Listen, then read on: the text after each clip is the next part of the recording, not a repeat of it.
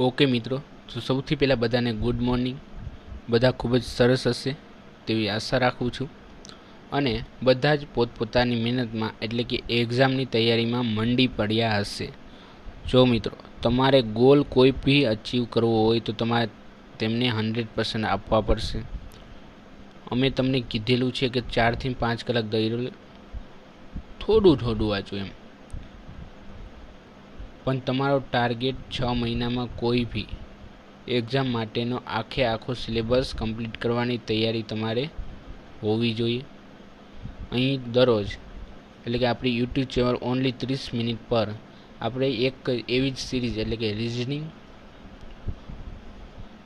અને મેથ્સની બંને સાથે જ આપણે એક સિરીઝ ચાલુ કરી રહ્યા છીએ અને અત્યારે શરૂ પણ થઈ ગઈ છે. મિત્રો, જો તમારા ગામમાં કોઈ બી એવા લોકો હોય કે તે તૈયારી કરવા ઈચ્છતા હોય પણ ગણિતનો ક્યાંક ને ક્યાંક ડર હોય તો તેમને અવશ્ય કહેજો કે આવી કોઈ બી યુટ્યુબ ચેનલ આપણે શરૂ કરી દીધી છે અને અવશ્ય તેમને કહેજો કે ટેલિગ્રામ ગ્રુપ પણ જોઈન કરી લઈએ.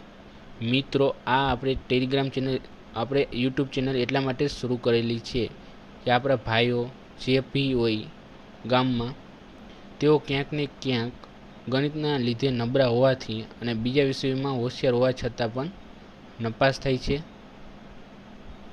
2 થી 3 માર્ક સારુંથી રહી જાય છે. અને આવું ન થાય એટલા માટે જ આપણે આ યુટ્યુબ ચેનલ ચોક્કસ શરૂ કરી છે.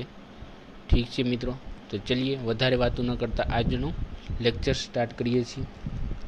તો મિત્રો, હવે આજે આપણો પહેલો લેક્ચર છે, પ્રથમ લેક્ચર છે ગણિત માટેનો.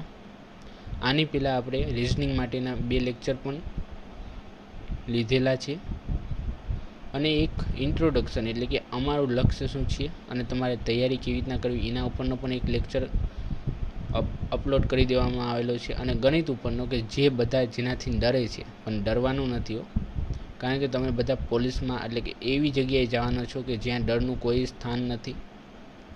સ્થાન નથી. ઓકે મિત્રો, તો ચાલો આજનો આપણે ગણિતનું સ્ટાર્ટ કરી. હવે મિત્રો, આપણે ગણિતમાં સૌથી પહેલાં કયું ચેપ્ટર ભણવાના છે? આપણે ડાયરેક્ટ નથી વહી જવાનું. તમે કહેશો કે મને નફો ખોટ નથી આવતો, અમને નફો ખોટ કરાવો. કોઈ કહેશે કે અમને બીજું ચેપ્ટર કરાવો, આવું તો આવડે છે. મિત્રો, અહીંયા જનરલ વસ્તુ ચાલુ રહી છે એટલે અમે અત્યારે બેઝિકથી ભણાવી રહ્યા છીએ, ખૂબ જ બેઝિકથી. તમે લોકો પણ આને ફોલો કરો. જો તમને આવડતું હોય તો 2x સ્પીડથી તમે વિડીયો જોઈ શકો છો. તમને કોઈ ના કોઈ નવું વસ્તુ તમે તેમાં જાણી શકો તેમ છો. તમને કંઈક ને કંઈક નવું શીખવા જશે.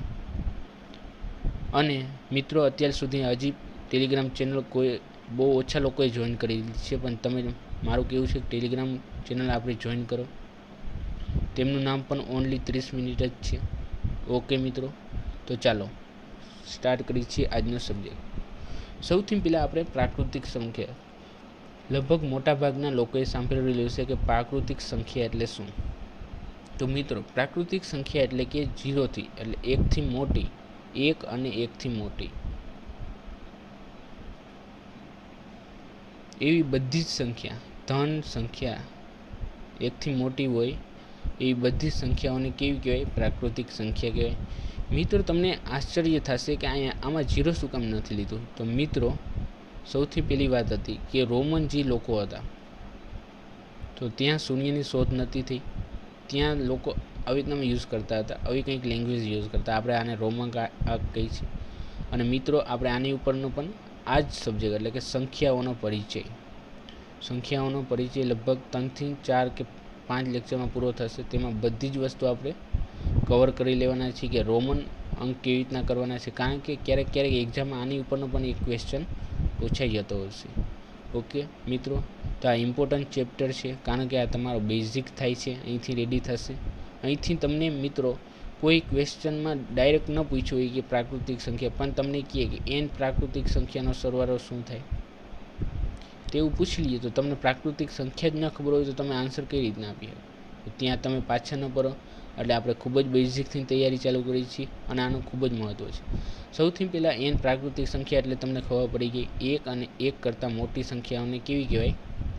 પ્રાકૃતિક સંખ્યા કહે છે મિત્રો. ત્યાર પછી આવી સંખ્યાઓને આપણે ગણતરીની સંખ્યા પણ કહીએ છીએ, કારણ કે આને યુઝ કરીએ છીએ ને આપણે. કોઈ તમે બટેટા લેવા ગયા હશો તો ત્યાં કહેશે મને ભાઈ 25 રૂપિયાના બટેટા આપો. કોઈ એમ કીધું કે મને 25.25 રૂપિયાના બટેટા આપો, નહીં ના. તો આપણે શું કીધું, ખાલી પ્રાકૃતિક સંખ્યાનો જ યુઝ કર્યો. એટલે ગણતરીમાં પણ આનો જ યુઝ કરી છે. મોટાભાગે ગણતરીમાં ક્યાં ક્યાં પોઈન્ટમાં હવે આવવા માંડ્યા છે હવે કે બધા ઇક્વિપમેન્ટ થતા, પણ પહેલાં તો લોકો આવી રીતના જ યુઝ કરતા. ઠીક છે. બીજી વસ્તુ શું, અને આવી સંખ્યાઓને શું કહેવાય, ધન પૂર્ણાંક સંખ્યા. ધન પૂર્ણાંક સંખ્યા એટલે કેવી, 0થી મોટી બધી જ સંખ્યાને કેવી કહેવાય, ધન પૂર્ણાંક સંખ્યા. બધી જ પૂર્ણ સંખ્યા એટલે કે 1, 2, 3 આવી બધી સંખ્યાને કેવી કહેવાય, ધન પૂર્ણાંક સંખ્યા કહેવાય. મિત્રો એટલે તમને સમજાઈ ગયું હશે કે પ્રાકૃતિક સંખ્યા કોને કહેવાય છે. 1 અને 1થી મોટી સંખ્યાઓને આપણે પ્રાકૃતિક સંખ્યાઓ કહીએ છીએ. અને તેનો સિમ્બોલ શું છે, આ સિમ્બોલ યાદ રાખવો ખૂબ જ જરૂરી છે. ઠીક છે મિત્રો. તો અહીંયા જેટલી બી વસ્તુ તમને ભણાવવામાં આવે તે તમે શાંતિથી સાંભળો. જો ન સમજાય તો બીજી વાર તમે વિડીયો રિપીટ કરો, અને તેમ છતાં તમને ન સમજાય તો મને ટેલિગ્રામ ચેનલમાં પર્સનલી મેસેજ કરીને જણાવી શકો છો કે સાહેબ અમને આ વસ્તુ સમજાતી નથી. ઓકે મિત્રો. તો નેક્સ્ટ આવે છે પૂર્ણ સંખ્યા. હવે શું થયું કે હવે 0ની શોધ થઈ ગઈ, એટલે 0ને ઇન્વોલ્વ કરવો પડે. એટલે ઇન્વોલ્વ કર્યો એટલે શું થઈ ગયું, 1, 2, 3, 4, 5, 6 એવી સંખ્યા બની ગઈ. એટલે આવી સંખ્યાને શું નામ થઈ ગયું, પૂર્ણ થઈ ગઈ. એમ ઓલું ક્યાંક ને ક્યાંક ખૂટતું હતું, હવે 0 આવવાથી આ વસ્તુ શું થઈ ગઈ, પૂર્ણ. એટલે એને શું થઈ ગયું, પૂર્ણ સંખ્યાઓ કીધી. પૂર્ણ સંખ્યાઓને શું કેના વડે દર્શાવવામાં આવે, W વડે દર્શાવવામાં આવે છે. W એટલે શું થઈ ગયું, વોલ નંબર. શા માટે W વડે, તો કે W એટલે વોલ નંબર થઈ ગયું, એટલે W વડે દર્શાવી છે આપણે. તો અહીંયા જો મોટો મસ્તીનો સિમ્બોલ પણ મેં ઇન્ડિકેટ કરેલો છે. મિત્રો આ રંગીન સ્લાઇડ એટલા માટે જ મેં તમને અહીંયા પ્રોવાઈડ કરી છે કે તમને સરળતાથી યાદ રહી જાય કે પૂર્ણ સંખ્યાઓ શું છે, પૂર્ણાંક સંખ્યાઓ શું છે. ઓકે મિત્રો. તો મિત્રો તમને અહીં પૂછે કે સૌથી નાનામાં નાની પૂર્ણ સંખ્યા કઈ, 0. હવે મિત્રો તમને એમ કે સૌથી નાનામાં 0, તો તમને કોઈ એમ પૂછે કે સૌથી મોટામાં મોટી પૂર્ણ સંખ્યાઓ કઈ, તો તમે જવાબ આપી શકશો નહીં. શા માટે, કારણ કે કોઈને ખબર જ નથી કે મોટી સંખ્યા કેમ છે.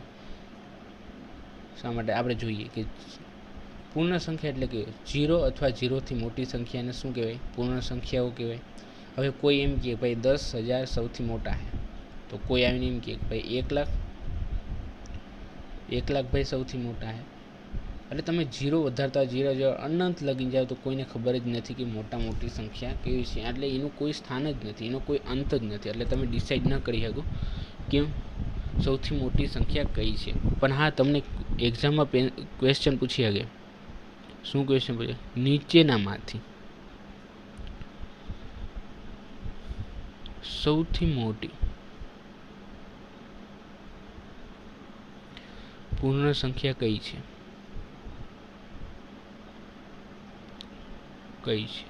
આવું પૂછે તો તમારે ઓપ્શન ચેક કરવાનો. ઓપ્શન તમને આપ્યા હોય -1, 0, 3 અને ડી આપેલા હોય 4. તો તમારે જોવાનું આમાં સૌથી મોટી સંખ્યા કઈ છે. તો તમને ખબર પડશે 4 છે, તો તમારે આન્સર ટીક કરવાની ડી. સમજાય છે મિત્રો? સમજાઈ ગયું હશે કે તમને પૂર્ણ સંખ્યા એટલે શું. પૂર્ણ સંખ્યા એટલે કે પૂર્ણ બની ગઈ, એક 0 એડ કર્યા, પહેલાં હાવ અધૂરા હતા, બસ 0 થઈ ગયા એટલે બધા સંપૂર્ણ બની ગયા, એટલે એને શું કીધું, પૂર્ણ સંખ્યા કીધું. ઓકે મિત્રો. Next let's start. હવે જુઓ, હવે આટલાથી અટકતું નથી. ગણેશ શાસ્ત્રી તો શોધમાં જ ડૂબ્યા હતા, તેઓ વિચારોમાં ડૂબ્યા હતા અને વધારે ને વધારે શોધ કરતા જ રહ્યા હતા. સૌથી પહેલાં શું થઈ ગઈ, પૂર્ણાંક સંખ્યા એટલે પ્રાકૃતિક સંખ્યા આવી. ત્યારે આપણે ખબર પડી ગઈ કે ધન સંખ્યા કેને કહેવાય. ધન સંખ્યા એટલે 0 કરતાં બધી જ મોટી સંખ્યા.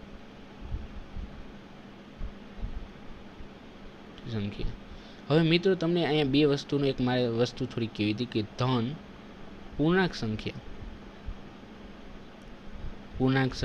પૂર્ણ સંખ્યા અને પ્રાકૃતિક સંખ્યા, આવું બધું પૂછે. અને એમ પૂછે કે ખાલી ધન સંખ્યા, તો આ બંનેમાં થોડોક ડિફરન્સ છે. શું ડિફરન્સ છે જુઓ મિત્રો. પૂર્ણાંક, પૂર્ણ અને પ્રાકૃતિક સંખ્યા એટલે શું? કે એવી સંખ્યા કે જે પૂર્ણ હોય, 1, 2, 3, 4 એવી સંખ્યા નહીં કે જે પૂર્ણ ન હોય. ધારો કે 0.1 તો આ કેવી દશાંશમાં આવી ગઈ, 0.2. તો મિત્રો તમે હવે યાદ રાખજો કે કોઈ પૂછે કે સૌથી નાનામાં નાની ધન સંખ્યા કઈ છે, એટલે ધન એટલે 0 કરતાં બધી જ મોટી સંખ્યાને આપણે ધન કહી શકીએ. સમજી રહ્યા છો કે 0થી બધી જ મોટી સંખ્યાને આપણે ધન કહીએ, એટલે 0.1. તો આ શું થઈ ગયું? 0 કરતાં મોટી થઈ ગયું, તો આ પણ ધન સંખ્યા જ કહેવાશે. પણ એમ કે ધન પૂર્ણાંક સંખ્યા અથવા પૂર્ણ સંખ્યા અથવા પ્રાકૃતિક સંખ્યા, તો ત્યાં આપણે શું લખવું પડશે? 1, 2 આ બધી 0 કરતાં, એટલે પૂર્ણ સંખ્યા જે પૂર્ણ હોય, અધૂરી નહીં, આધુરી. આનો મતલબ શું થઈ ગયો? 0.1. આનો મતલબ શું થઈ ગયો? આનો મતલબ 1/10 ભાગ. આ ક્યાં પૂર્ણ સંખ્યા? આ તો ભાગ પડી ગયા ને. એટલે મારું એમ કહેવાનું થાય છે કે પૂર્ણાંક સંખ્યા, પૂર્ણ સંખ્યા અને પ્રાકૃતિક સંખ્યા આ બધી સંખ્યા કેવી છે? પૂર્ણ હોવી જોઈએ, આખી હોવી જોઈએ, અડધી નહીં. ઓકે, તમે પીઝા ખાવા જાઓ તો પીઝા કેવો હોવો જોઈએ? આખો હોવો જોઈએ, તો જ તમે લ્યો ને. એવી રીતના જ તે કે આ લોકો શું છે, આખા આંકડા હોય એનો જ સમાવેશ આમાં થાય છે, બાકીનો સમાવેશ બીજામાં થશે, જે આપણે આગળ ભણશે. તો સૌથી મિત્રો તમને આટલું સમજી ગયા હશો. તો આપણે નેક્સ્ટ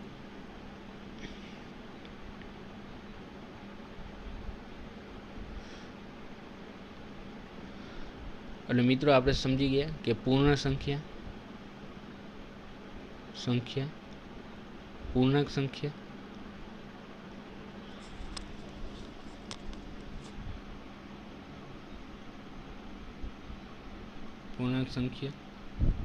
અને પ્રાકૃતિક સંખ્યા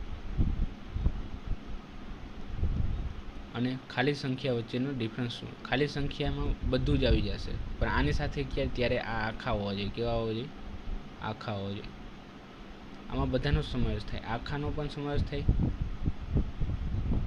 અને અડધાનો પણ સમાવેશ થાય. અડધો એટલે કોઈ પણ, ઠીક છે. એટલે બે જાતની હોય છે સંખ્યા. હવે મિત્રો જોઈ લઈએ, હવે શું થઈ? આપણે અત્યારે લગીને જોયું કે સૌથી પહેલાં આપણે જોયું કે 1 આવી રીતનામાં આવતું, 1, 2, 3, 4 એટલે 1, 2, 3 એટલે આવી રીતના આનંદ લગીને જતું હતું. પછી શું થયું? પછી 0 આમાં ફરી ગયો, એટલે પૂર્ણ સંખ્યા થઈ ગઈ. પહેલાં કેટલી હતી? પ્રાકૃતિક સંખ્યા હતી. પછી શું આવ્યું? 0 ભરી ગયો, એટલે શું થઈ ગયું? પૂર્ણ સંખ્યા થઈ ગઈ. હવે મિત્રો ગણિતશાસ્ત્રીઓ બધા વિચારવા માંડ્યા અને એને એક 0ની ડાબી બાજુ જતાં એક શોધી કરી કે 0થી પણ નાનકડી એવી બધી સંખ્યાઓ છે, એટલે ક્યાંય ને ક્યાંય યુઝમાં, એટલે કે ગણતરીમાં સહેલાઈ પડે એટલા માટે આ લોકોએ એવી સંખ્યાઓનો વિકાસ કર્યો. એટલે શું થયું? એવી સંખ્યાઓને નામ આપ્યું ઋણ. 0થી જેટલી નાની સંખ્યા હોય એને ઋણ કહેવાય અને 0થી જેટલી મોટી હોય એને ધન કહેવાનું. સમજી ગયા? આને ઇંગ્લિશમાં પ્લસ કહેવાય છે, પ્લસ સંખ્યા, અને આને ઇંગ્લિશમાં માઇનસ બી કહેવાય છે. એટલે 0 માઇનસ આવશે, પ્લસ -2 આવશે, -3, -4, -5 એટલે આવી બધી સંખ્યા કેવી થઈ ગઈ?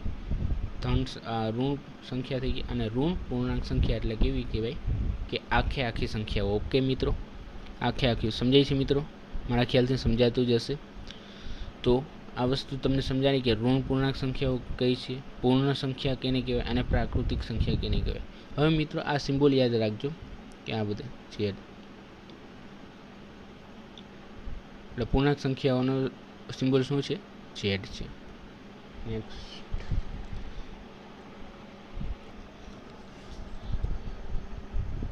હેલો મિત્રો, તો આપણે જોઈ લઈએ કે ધન પૂર્ણાંક સંખ્યાઓ શું છે અને ઋણ પૂર્ણાંક સંખ્યાઓ શું છે. મેં તમને થોડું ઘણું તો સમજાવી દીધું છે. થોડુંક આપણે ડિટેલમાં જોઈ લઈએ કે કેવા ક્વેશ્ચન પણ પૂછાઈ શકે છે. તો સૌથી પહેલાં જોઈ લઈએ ધન પૂર્ણાંક સંખ્યાઓને પ્લસ વડે દર્શાવવામાં આવે છે, એટલે કે સરવાળાની જે નિશાની છે પ્લસ, તેના વડે દર્શાવવામાં આવે છે. 0 કરતાં મોટી જેટલી બી સંખ્યા છે એવી ધન સંખ્યા છે. અને પૂર્ણાંક સંખ્યા પૂછે એટલે તમારે કેવી કહેવાની? આખી સંખ્યાઓ લેવાની. 1, 2, 3, 4 એટલે મેં અહીંયા લખેલું છે કે ધન પૂર્ણાંક સંખ્યાઓ. એક વાત યાદ રાખજો, ધન પૂર્ણાંક સંખ્યાઓ. ઓકે મિત્રો, તો સૌથી નાની ધન પૂર્ણાંક સંખ્યા તમને પૂછે તો તમારે શું લખવાનું રહેશે? 1. સૌથી નાની ધન એકી સંખ્યા અને ધન બેકી સંખ્યા. હવે મિત્રો અહીંયા એક એવો કોન્સેપ્ટ આવ્યો છે કે એકી સંખ્યા અને બેકી સંખ્યા. તો એકી સંખ્યા અને બેકી સંખ્યા કેને કહેવાય? હવે મિત્રો અહીંયા એક વાત યાદ રાખજો કે એકી સંખ્યા અને બેકી સંખ્યા કેમાં નક્કી કરવામાં આવે છે? પ્રાકૃતિક સંખ્યાઓમાં જ નક્કી કરવામાં આવે છે. કે જેટલી પ્રાકૃતિક સંખ્યા એટલે કે એક અથવા એકથી મોટી જેટલી બી સંખ્યા છે એ બધાને શું કહેવાય? પ્રાકૃતિક સંખ્યા કહેવાય. પ્રાકૃતિક સંખ્યા કહેવાય. એટલે એકી સંખ્યા અને બેકી સંખ્યા તેના વડે ડિસાઇડ કરવામાં આવે છે કે એકી સંખ્યા એટલે શું? કે જે સંખ્યાને 2 વડે ન ભાંગી શકાય.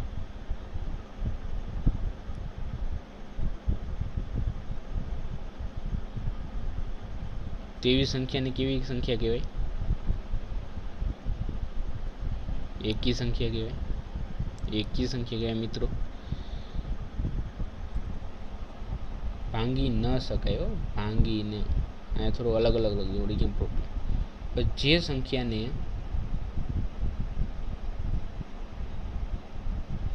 2 વડે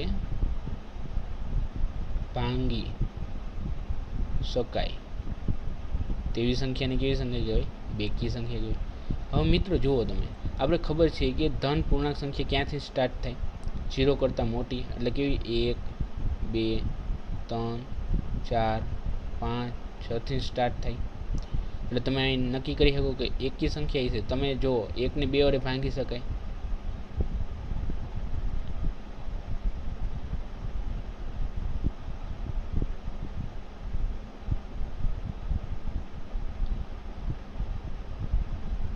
અહીં જોઈ શકો છો 1 ને 2 વડે ભાંગી શકાય?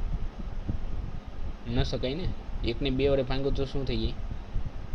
0.5 આવે. અને આ શું છે?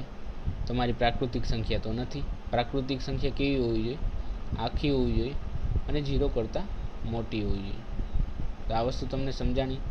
તો 1 ને આપણે 2 વડે ભાંગી ન શકાય એટલે 1 કેવી સંખ્યા થઈ ગઈ? એકી સંખ્યા થઈ ગઈ. એટલે સૌથી નાનામાં નાની ઘન એકી સંખ્યા કઈ આવશે? 1 આવશે.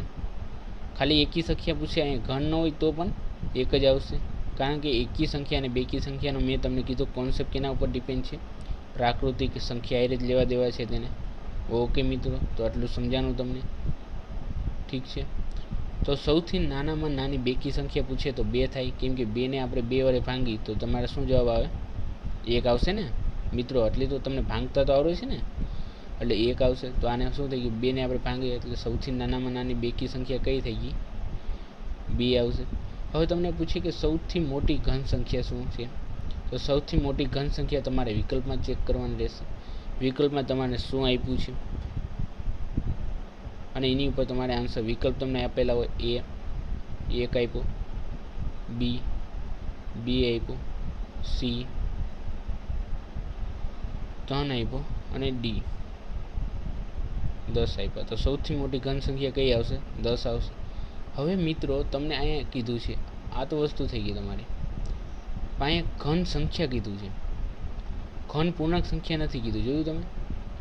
ઘન પૂર્ણાંક સંખ્યા, ખાલી ઘન સંખ્યા કીધું હોય ને ખાલી ઓપ્શન તમારે આવી રીતના હોય તો તમે આન્સર શું આપી શકો? 10 આપી શકો. પણ તમને એમ કીધું હોય કે નીચેનામાંથી ઓપ્શન તમારે ચેન્જ કરી નાખે. A બરાબર 1 છે, B બરાબર 2 છે, C બરાબર 3 છે અને D બરાબર 10.5 આપી દઈએ અને આપણે એક હજી ઓપ્શન લઈ લઈએ અને 10 આપ્યા. તો આમાં સૌથી મોટામાં મોટી મિત્રો અલગ લખવું. ઓકે, સૌથી મોટામાં મોટી ઘન પૂર્ણાંક સંખ્યા તમને કહીએ તો કઈ આવશે? 10 આવશે. કારણ કે આખી સંખ્યા હોવી જોઈએ ઘન પૂર્ણાંક કીધું એટલે. હવે ખાલી ઘન કીધું હોત તો તમારી કઈ આવત? 10.5 આવત. કારણ કે 0 કરતાં તો મોટા છે અને 10.5 એટલે 10 અને પછી એક અડધો વધારે.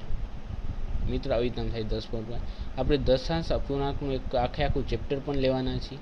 એટલે તમને ત્યારે આ વધારે વસ્તુ સમજાશે. અત્યારે એટલું બધું હું સમજાતો નથી, પણ આ તો મારે તમને ઘન પૂર્ણાંક સંખ્યા અને ઘન સંખ્યા વચ્ચેનો તફાવત શું હતો એ મારે સમજાવવો હતો.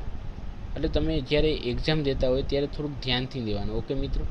એટલે જેથી આપણે આવડતું હોવા છતાં પણ આપણો 1 માર્ક બાદ ન થાય મિત્રો. ઠીક છે, હવે નાનું ભૂલ જ આપણે કરવા માટે એક્ઝામિનર જોતા હોય, આપણે લાગે કે ભાઈ આવું તો મને આવડે છે, પણ ત્યારે તમે શું કરો છો, થોડી ઘણી નાની ભૂલ કરી આવો છો. ઓકે મિત્રો, તો નેક્સ્ટ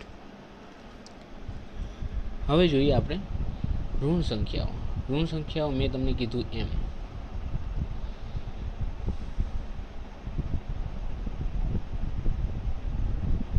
0 થી નાનકડી સંખ્યાઓને આપણે શું કહે છે, ઋણ સંખ્યાઓ કહે છે. અને કેલી બાજુ, ડાબી બાજુ આવે છે, ડાબી બાજુ આવેલી જેટલી બી સંખ્યા છે એને શું કહે છે, આપણે ઋણ સંખ્યા કહે છે. ઋણ સંખ્યા કઈ કઈ ઋણ, અહીંયા આપણે ઋણ પૂર્ણાંક શબ્દ વાંચ્યો છે. મેં બી અહીં ઋણ પૂર્ણાંક શબ્દ તમને ઇન્ડિકેટ કરાવવા માટે છે. એટલે ઋણ પૂર્ણાંક સંખ્યા અને ખાલી ઋણ સંખ્યામાં તફાવત છે, એટલે એ યાદ રાખજો. 0 થી જેટલી બી નાની છે એ બધી સંખ્યાઓને કહેવાય. હવે મિત્રો એક વસ્તુ જોઈ લ્યો કે મેં તમને આ વસ્તુ લખી 0 1 2 3 4 5 આવું મેં તમને લખ્યું. તો મિત્રો તમે જોયું, જેમ જેમ આપણે આલી બાજુ જતા જઈએ એટલે કે 0 તરફ જતા જઈએ તો શું થાય છે, સંખ્યા નાની થતી જાય. જો 5 કરતાં 4 નાના છે, 4 કરતાં 3 નાના છે, 3 કરતાં 2 નાના છે, 2 કરતાં 1 નાનકડા છે, 1 કરતાં 0 નાનકડો. હવે 0 કરતાં -1 એટલે કે ઋણ 1 આવશે તો એ શું થાય, 0 કરતાં નાનકડા હશે. હવે 0 કરતાં અને અહીંયા 2 આવ્યા તો એ શું થઈ ગયા, -1 કરતાં નાનકડા થશે. એટલે તમે જોઈ શકો છો જેમ જેમ આપણે ડાબી બાજુ વધતા જઈએ છીએ, જેમ આલી બાજુ આગળ વધતા છે એમ અહીંયા આંકડા તો વધતા જાય છે, પણ અહીંયા જે ઋણ સંખ્યા હોવાને લીધે શું થાય છે, એ નાની નાની બનતી જાય છે. અને મિત્રો તમને ઋણ સંખ્યા કોઈ પૂછે તો તમને તેમાં શું થશે કે તમે મોટી સંખ્યા એટલે કોઈ નાનામાં નાની સંખ્યા ડિસાઈડ નહીં કરી શકો. કારણ કે કોઈ એમ કે ભાઈ -10,000 1000 સૌથી નાના છે, તો કોઈ વળી બીજો આવીને એમ કહે કે નહીં સૌથી નાના કોણ છે, 10,000 છે, નહીં તો કોઈ આવીને, એટલે નાનામાં નાની સંખ્યા તમે આમાં નક્કી નથી કરી શકતા. પણ સૌથી મોટામાં મોટી સંખ્યા તમે નક્કી કરી શકો છો. કેવી રીતના મિત્રો, તો તમને ખબર છે કે સૌથી મોટી સંખ્યા એટલે 0 કરતાં સૌથી નાની સંખ્યા કઈ છે, -1 છે. નાની સંખ્યા કેવી સંખ્યા, પણ પૂર્ણાંક સંખ્યા. તો 0ની નજીક સૌથી નાનામાં નાની પૂર્ણાંક સંખ્યા કઈ આવે, ઋણની વાત કરું છું. એટલે હું અત્યારે વારીખરે ઋણ શબ્દ એડ નથી કરતો, પણ તમે સમજી શકો છો. 0ની નજીક સૌથી ઋણ પૂર્ણાંક સંખ્યા કઈ આવે છે, તો -1 આવે. એટલે તમને ઓફિશિયલી ખબર પડે કે જેટલી બી ઋણ સંખ્યા છે, કેટલી કોઈ અનંત સુધી હોય, -1000 મીંડા લગાડી દો આમાં, તેમાં સૌથી મોટામાં મોટી સંખ્યા કોણ આવશે, 1 આવશે. એટલે મિત્રો આની ઉપરનો કોમન સેન્સનો ક્વેશ્ચન ખૂબ જ પૂછે છે, એટલે તેના માટે તમારે તૈયાર રહેવું. તમને ઓપ્શન આપેલા હોય, નીચેનામાંથી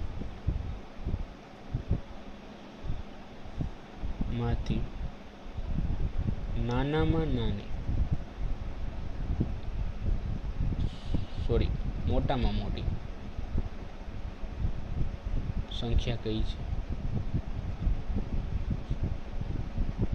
આવું પૂછે તો તમને અહીં ઓપ્શન આપેલા હોય 1 B C અને D.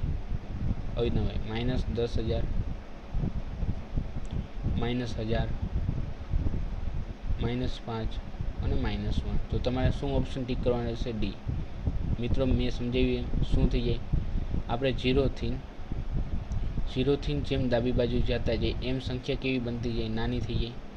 એટલે તમને ખબર જ છે 10,000 ક્યાં આવે, તો કે 1 કરતાં બહુ જ દૂર આવે. -10,000 કેવા આવે, દૂર આવે. એટલે તમને ખબર પડી ગઈ કે -10,000 કેવા છે, 1 કરતાં પણ નાના છે.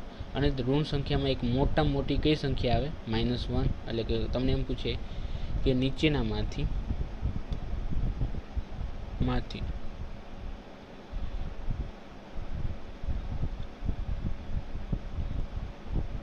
આવું પૂછે કે નીચેનામાંથી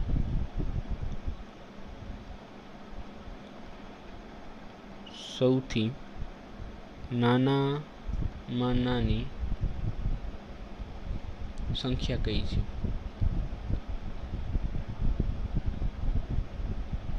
તમને ઓપ્શન આપેલા હોય, -1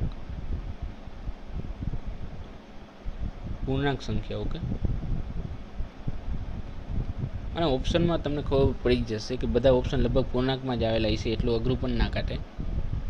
આ તો મેં તમને કીધું એટલે તમે બધા સતર્ક રહે. ઠીક છે.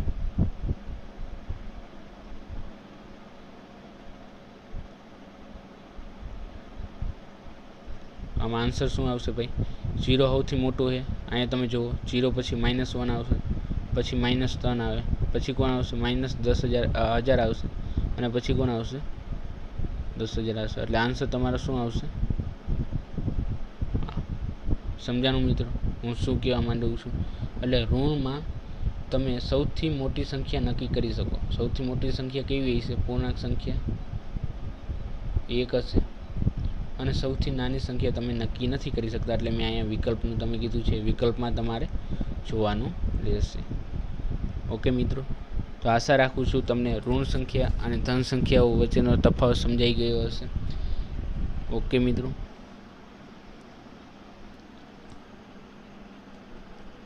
નેક્સ્ટ હવે મિત્રો એક સંખ્યા આપણે ભણી લઈએ અને પછી સ્ટોપ કરીએ. સમય સંખ્યા એટલે સમય સંખ્યા એટલે શું કે બધાનો બાપ, કે જેમાં એને કચરો બધું જ નાખી દીધું, જેટલી સંખ્યાઓ હતી બધી જ એમાં આવી ગઈ. એટલે સૌથી પહેલાં ક્યુ એટલે શું થઈ ગયા? સમય સંખ્યા કહેવાય છે ને. સમય સંખ્યા એટલે કેવી? કે બધી જ સંખ્યા, બધી જ અપૂર્ણાંક સંખ્યા,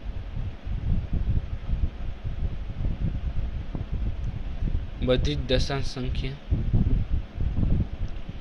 બધી જ ધન પૂર્ણાંક સંખ્યા, બધી જ ઋણ પૂર્ણાંક સંખ્યા, અને બધા જ 0 અને 0. એટલે શું થઈ ગયું? સમય સંખ્યા એટલે કેવી સંખ્યા? કે બધી જ સંખ્યા. ઠીક છે.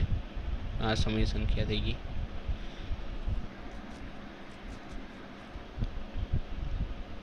એટલે સમય સંખ્યા એટલે શું કહીએ? આ ખાલી તમારે યાદ રાખવાની જરૂર છે.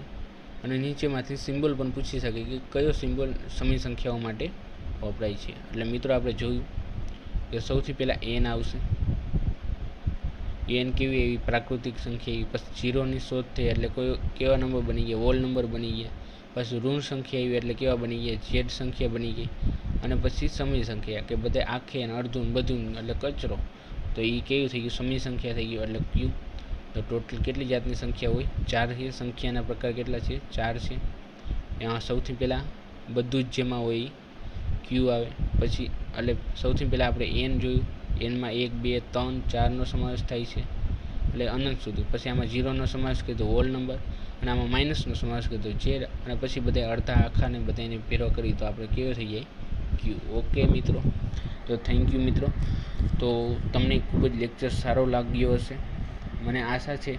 અને તમે બધા કમેન્ટ કરજો કે તમને સમજાતું ન હોય, અથવા તમે કોઈ સજેશન હોય તો બી કમેન્ટ કરી શકો છો. બીજી વસ્તુ મારે એ કહેવાની હતી મિત્રો કે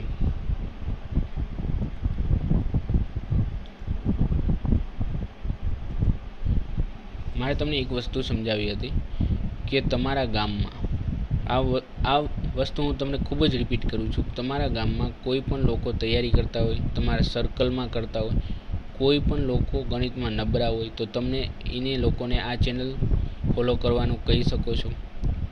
આ ચેનલ ખૂબ જ સરસ છે. તમને હજી આ સ્ટાર્ટિંગ છે એટલે થોડો પ્રોબ્લેમ આવી રહ્યો છે ટેકનિકલનો અને બીજો, પણ એકવાર રેગ્યુલર થઈ ગઈ તો પછી તમને અહીંથી ઘણું શીખવા મળશે. મિત્રો, જો તમારો ગોલ પોલીસ બનવાનો હોય કે કોઈ બી એક્ઝામનો હોય, ક્રેક કરવાની હોય, તો તમે આજથી જ તૈયારી ચાલુ કરી દો. કારણ કે આવો ગોલ્ડન ડે તમારી પછી નહીં આવે, આવો ગોલ્ડન પીરિયડ. તમે વિચારશો કે ભાઈ એક્ઝામની ડેટ એનાઉન્સ થાય પછી હું બધું કવર કરી, પણ ત્યારે કાંઈ ન થાય. એના કરતાં અત્યારે જ તૈયારી કરો. તૈયારીમાં તમારે શું કરવાનું છે? દરરોજની ખાલી માત્ર 2 કલાક જ આપવાની છે ગણિત માટે, તો અથવા તો 1 કલાક તમે આપો તો બી ચાલે. કે દરરોજ તમે મારા લેક્ચર જોઈ લો, અને પછી જે આપણે ટેસ્ટ લઈએ છીએ તે ટેસ્ટ દઈ દો. અને ટેસ્ટ ના આવે તો થોડા ઘણા ક્વેશ્ચનની પ્રેક્ટિસ કરો. ગણિત મિત્રો પ્રેક્ટિસથી જ ખૂબ જ સારું થાય છે. તમને આવડી તો જાય છે, પણ પ્રેક્ટિસ કરવાથી તમારી બધી જે કન્ફ્યુઝન હોય, અમુક વસ્તુ કન્ફ્યુઝન રહી જાય છે, તો એ કન્ફ્યુઝન દૂર થાય છે. એટલે મિત્રો પ્રેક્ટિસ કરતા રહેજો. જો તમારો ગોલ હોય કોઈ પણ એક્ઝામનો, તો તમે આજથી જ લાગી પડો. ઓકે મિત્રો, તો થેન્ક યુ.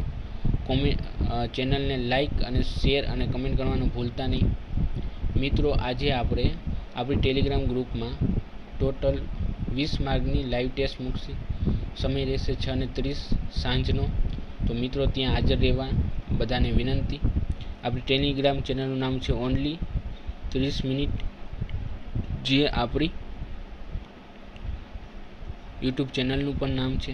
અને હજી પણ મિત્રો તમે આ ચેનલને સબસ્ક્રાઈબ ન કરી હોય તો સબસ્ક્રાઈબ કરી દેજો. તો મિત્રો મળ્યા પછી thank you. Have a nice day.